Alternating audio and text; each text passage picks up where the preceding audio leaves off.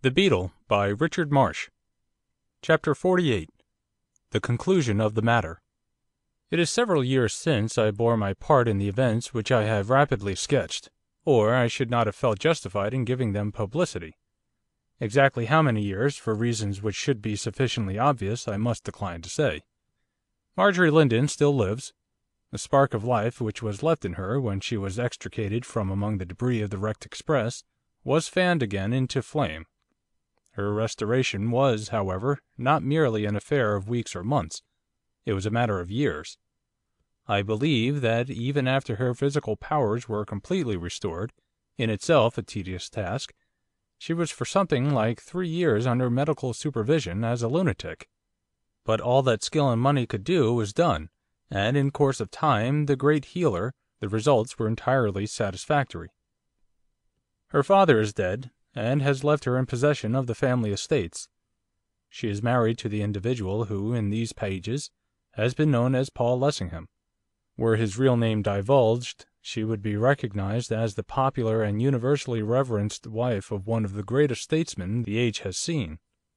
Nothing has been said to her about the fateful day on which she was, consciously or unconsciously, paraded through London in the tattered masculine habiliments of a vagabond. She herself has never once alluded to it. With the return of reason, the affair seems to have passed from her memory as wholly as if it had never been, which, although she may not know it, is not the least cause she has for thankfulness. Therefore, what actually transpired will never, in all human probability, be certainly known, and particularly what precisely occurred in the railway carriage during that dreadful moment of sudden passing from life unto death.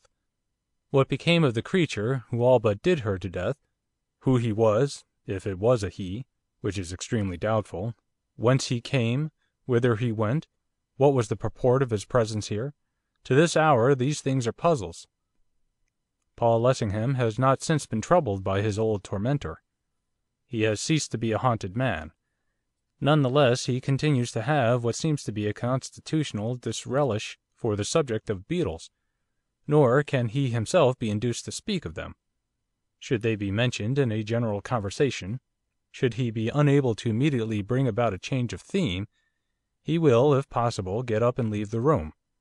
More, on this point he and his wife are one. The fact may not be generally known, but it is so. Also, I have reason to believe that there still are moments in which he harks back, with something like physical shrinking, to that awful nightmare of the past, and in which he prays God that as it is distant from him now, so may it be kept far off from him for ever. Before closing, one matter may be casually mentioned. The tale has never been told, but I have unimpeachable authority for its authenticity. During the recent expeditionary advance towards Dongola, a body of native troops which was encamped at a remote spot in the desert was aroused one night by what seemed to be the sound of a loud explosion. The next morning, at a distance of a couple of miles from the camp, a huge hole was discovered in the ground, as if blasting operations on an enormous scale had recently been carried on. In the hole itself, and round about it, were found fragments of what seemed bodies. Credible witnesses have assured me that they were bodies neither of men nor women, but of creatures of some monstrous growth. I prefer to believe, since no scientific examination of the remains took place, that these witnesses ignorantly though innocently erred. One thing is sure. Numerous pieces of both stone and of metal were seen, which went far to suggest that some curious subterranean building had been blown up by the force of the explosion. Especially were the proportions of moulded metal which seemed to belong to what must have been an immense bronze statue.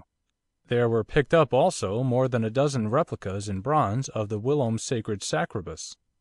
That the den of demons described by Paul Lessingham had, that night, at last come to an end, and that these things which lay scattered, here and there, on that treeless plain, were the evidence of its final destruction, if not a hypothesis which I should care to advance with any degree of certainty. But, putting this and that together, the facts seem to point that way, and it is a consummation devoutly to be desired. By the by, Sydney Atherton has married Miss Dora Grayling. Her wealth has made him one of the richest men in England. She began, the story goes, by loving him immensely. I can answer for the fact that he has ended by loving her as much. Their devotion to each other contradicts the pessimistic nonsense which supposes that every marriage must be of necessity a failure. He continues his career of an inventor. His investigations into the subject of aerial flight, which have brought the flying machine within the range of practical politics, are on everybody's tongue. The best man at Atherton's wedding was Percy Woodville, now the Earl of Barnes. Within 6 months afterwards he married one of Miss Atherton's bridesmaids. It was never certainly shown how Robert Holt came to his end. At the inquest the coroner's jury was content to return a verdict of "died of exhaustion." He lies buried in Kensal Green Cemetery, under a handsome tombstone, the cost of which, had he had it in his pockets, might have indefinitely prolonged his days. It should be mentioned that that portion of this strange history which purports to be the surprising narration of Robert Holt was compiled from the statements which Holt made to Atherton and to Miss Linden, as she then was, when a mud-stained, shattered derelict he lay at the lady's father's house. Miss Linden's contribution towards the elucidation of the mystery was written with her own hand.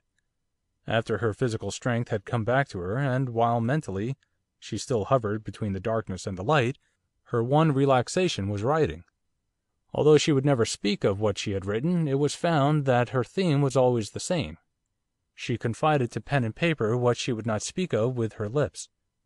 She told and retold again the story of her love, and of her tribulation so far as it contained in the present volume. Her MSS. invariably began and ended at the same point. They have all of them been destroyed, with one exception. That exception is herein placed before the reader. On the subject of the mystery of the Beetle I do not propose to pronounce a confident opinion. Atherton and I have talked it over many and many a time, and at the end we have got no farther. So far as I am personally concerned, experience has taught me that there are indeed more things in heaven and earth than are dreamed of in our philosophy, and I am quite prepared to believe that the so-called Beetle, which others saw but I never, was, or is, for it cannot be certainly shown that the thing is not still existing, a creature born neither of God nor man. End of chapter 48. Recording by Anthony Wilson. End of The Beetle by Richard Marsh.